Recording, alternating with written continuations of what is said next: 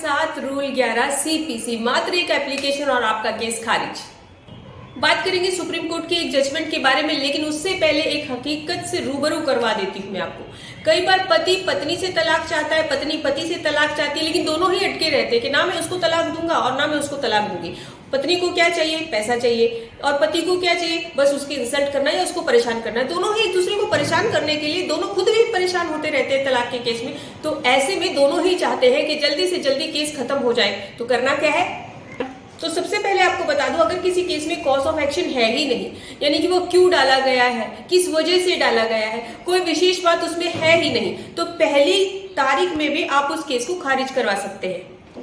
इसके भी कुछ पॉइंट्स हैं, जैसे कि मान लीजिए उसमें कोर्ट फीस मेंशन नहीं है, या फिर जिसने की केस किया है वही उस केस में प्रेजेंट नहीं हो रहा है, और अगर सामने वाला पूरी तरह से गलत है और ये बात आप कोर्ट के सामने अच्छी तरह से ला देते हैं, प्रेजेंट कर देते हैं, तो भी केस खत्म हो सकता है।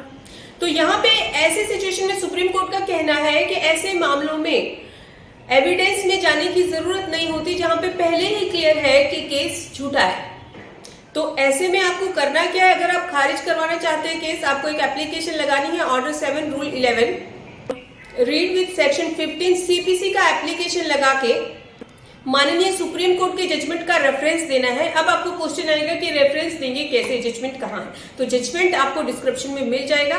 आपके केस में ये काफी हेल्प कर सकता है अगर आपके ऊपर भी झूठा केस डाल दिया है, लेकिन फिर भी अगर आपकी कोई क्वेरी है तो व्हाट्सएप नंबर पर आप हमसे अपॉइंटमेंट लेकर हमसे बात कर सकते हैं। हम पूरी कोशिश करेंगे कि आपकी मदद करें, लेकिन आपका साथ हमारे लिए बहुत ज्यादा जरूरी है। इसी तरह से हमें सहयोग कीजिएगा। धन्यवाद।